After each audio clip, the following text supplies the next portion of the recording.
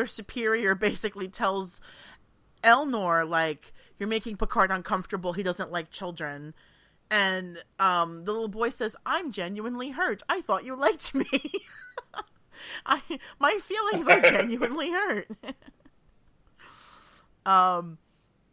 So we kind of get a sense of this convent, how they've been helping people get resettled here. And Picard brings Elnor a book, which is The Three Musketeers. He brings the Mother Superior some sweet Hanafac. They have some little, like, nice banter about promises or prisons and all that. And then we get, like, some... I liked that quote for some reason. I don't know. Promises are prisons. Yeah, and I think she said something like, don't make yourself his jailer. Yes, and I like he said he promised to bring her the sweet whatever stuff, and then he's like, but I forgot, promises were prison. Yeah. But he starts to take it away. And she's like, you better hand that over, buddy. So great. I did enjoy that too. Like, I like seeing Picard like this, like very relaxed, and he's kind of like not the Picard that we remember from Next Gen, you know. Older, you know, even now this is 14 years before what we're watching, so it's that in between, you know, stage here. Well, he's also it also seems like he's kind of in his element as more of the peacemaker, the one who's just trying to help people and doesn't have to deal with like threats and shit. He's just gotta make sure people are able to live their lives better. And that's the Picard that I love, is the one who is just so good with people. Mm-hmm. Yeah, absolutely. And making them better. No, you're right. He doesn't have to be like, you know, do I enter the neutral zone or not? Do I raise shields here or not? This is just Picard helping people, which we know that he loves to do. Yeah. You know, and then even here when he's talking to the sisters, he's saying, you know, it can't be easy for him to be the only boy in this house full of women, and he must get lonely. And the sisters say, well, yeah, you know, we care about him. He's loved, but this is not really a home for him, you know, and it's implied that they are trying to find him a more permanent home. We get some nice scenes here of Picard is teaching Elnor to fence.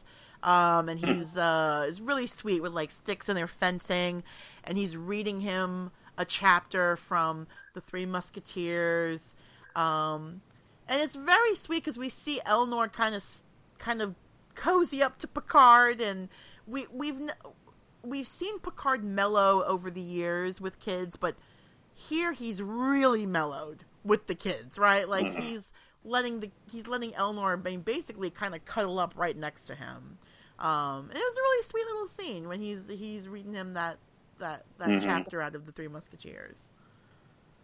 And then in the middle of all of this, Raffi calls Picard on the comm, and she tells him that the synths have attacked Mars. And so, of course, everybody's worried now, like, what does this mean for the evacuation? And Picard's very confident, like, oh, it's still going to happen. Like, don't even worry about it. But he does leave. And he says he'll come back. We do see Elnor crying as he's leaving. And it's a very bittersweet end to this sort of, like, this flashback scene. And then we get go ahead. I just want to say that Patrick Stewart's face in that moment where he hears that news, he does such a good job of conveying all the emotions that are just have risen up because he's heard this news just with a very short.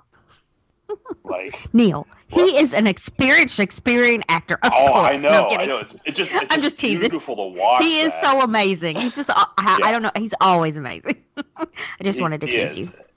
But just like as an actor, it's beautiful to see somebody with that much experience and talent and training just with the briefest of instants, you can see all that weight just fall on him, and you can just it's just a beautiful little thing that I noticed. Yeah. No, I absolutely agreed. This is just, it's so great to see Sir Patrick Stewart back acting in this role and playing this character. It's just great. It's a joy to watch him. So we get our opening credits, of course. Our next scene, we're aboard Captain Rios' ship. He's reading his book, and Dr. Girardi is bored because she's like, who knew space was boring? And she Alison Till is so good. Isn't she great in this role? Like, so good. She's great here because she's kind of just rambling on. I love this. I love this whole thing. It's like, it's not really, it's space. It's not, it's just like, there's actually all of these things and all of these planets and blah, blah, blah. And it She's really a classic over-explainer, yeah. Yes. I very much felt that. Because, Rebecca would know. Because Rebecca's spent extensive amount of time with me and knows I do that a lot. Well, actually, I thought that too. About you, Brooke. Everybody does that. I think every person has a thing that they can do that with. You know what I mean? Mm-hmm. I think everybody could do that. You know who she kind of reminds me of? If Neil, do you watch Discovery? Yes. She reminds me a little bit of Ensign Tilly, right? Yeah. She a very similarly written character, especially in this episode. I found her almost very much like Ensign Tilly. But yeah, she kind of rambles on to the point that Rios kind of gives up and closes his book. But she does tell him that her dad also liked to read like paper physical books. She says that she was going to watch a Hollow, but all he has is Klingon opera. And so, of course, he's like, that's a long story. It just reminds me of that episode with Worf singing the Klingon opera. Anytime we get Michael Dorn singing some Klingon opera, I love it. Oh. So good. Oh. Side note. So, my new best friend, don't worry, I've already told all my other ones that this is my new best friend, is my cousin's coworker, and he is me, only a he, basically. Oh, okay. And we were finishing each other's sentences, and it was really hilarious, and he had pictures with Michael Dorn and Marina Sirtis and somebody else. I can't remember. Anyway, but that was exciting. Oh, that's cool. I'd love to There's get a really with Michael Dorn. Right? Me too. There is a really good quote in here about what the book is about. Mm-hmm. The existential pain of living with the consciousness of death. Yes. I just love that idea. I've been thinking about it ever since the first time I saw it at midnight on Wednesday night. Oh, that's right. You get it first. Yeah. Well, technically, I guess we could watch it at the same time, just not the same. Yes, but I'm not getting up at 3 in the time. morning just so I can watch it while Neil watches it at midnight. Neil just has to stay up a little bit later to watch it. I got to get up in the middle of my sleeping cycle. Mm-hmm. But in a couple weeks, when I'm in Chicago, I'll be watching it that Wednesday night at 2:00 in the morning. Oh, that's true. Yeah, that's true. That's true. We will be. I will still be in Eastern time at that point, so. Yeah, I will too. So I'll probably be watching it on Eastern time, but I'll probably watch it again on Friday. I'll probably watch it on the plane, I think. That's a good idea. Yeah. Yeah. The whole he says the book is about the existential pain of living with the consciousness of death, and I think she was like, "Oh, that's not a conversation killer. Like, it doesn't really invite more discussion on it." But clearly this guy has a lot of emotional trauma going on, and he kind of leans into it, and so we kind of see how Dr. Girardi's like, "Okay, I don't really know how to approach this or deal with this now," but Raffi comes in and she's really annoyed that they're making a stop. She just wants to get to Free Cloud, and they're stopping at Vashti, and she doesn't really she doesn't want to do that. Which is funny because I think she says this man can't even take a guilt trip without using the starship, which I thought was pretty funny. I thought it was a great little line. She's so good too. Yeah, she's great. I mean, I think this is a really great episode because it's written by Michael Chabon, who's a really excellent science fiction writer. And then it's directed by Jonathan Frakes, who loves he loves a good dad joke. He loves a good bit of silliness, and I think this episode has its moments where you're like, "That's a Frakes moment. It's got to be a Frakes moment." Yeah, there's one later that I'll bring up at the time. But, okay, great. He understands Star Trek. Oh, 100%. Obviously, so well. Yes, absolutely.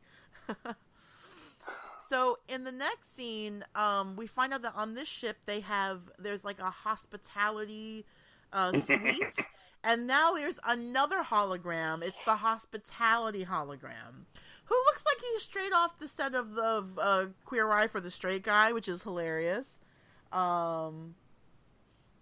And he basically is like, "Oh yeah, we've designed this room to look just like your study back home." And I was like, "Oh man," because I was thinking maybe he actually was back home, and he wasn't. Why did I not think of the dang like holodeck kind of thing? Yes, yeah. Why? I don't know. Anyway, but this one has this one has like straight on American accent. You know, it's like the main one, he's got he has an American accent, but he also and he speaks Spanish sometimes, and it's like, and I had just said to my cousin as we were watching it that I was hoping he'd had different accents and stuff, and I was not disappointed in this episode with either one. I will tell you. Santiago. Oh, go ahead. Santiago Cabrera must be having so much fun with this show, being able to play so many different characters. Mm-hmm. Oh yeah. And wow! I liked him so before. much fun to do that. I liked him before in the things that I'd seen him in, but I really like him now. Like I'm like, oh, I love him. He's great. It's just really bad good for me, you guys. I'm sorry. No, I have to say, I think this is really my first exposure to him. I'm trying. Me too. Trying to see what else he's been in. Watch The Musketeers. Oh, he was in The Musketeers, oh, and which I thought was great because Picard. Three Musketeers. Yeah, it had the Three Musketeers book, but of course it was French, Alexandre Dumas. But so it didn't really have anything to that. But to me, I it's one of those Brooke Easter eggs that's not really connected. Oh, that's all right. We enjoy a good Brooke Easter egg. That's fine. I'm looking at his... Brooke Easter egg. There you go. That's exactly what I was thinking. I'm like, I can't name it myself. That's just terrible. It's so funny because he's been in shows that I've watched. He's been in Empire. He's been in Heroes. He's been in Dexter. Who was he in Heroes? In Heroes, he was Isaac Mendez.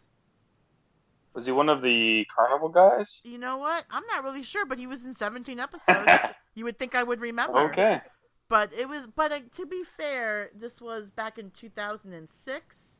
So yeah, about a little while ago. So it's as long ago as the attack on Utopia Planitia. That's exactly correct. No wonder I don't remember. So yeah, it's weird because it's Remembrance Day. Oh wait, that's when that happened. Sorry.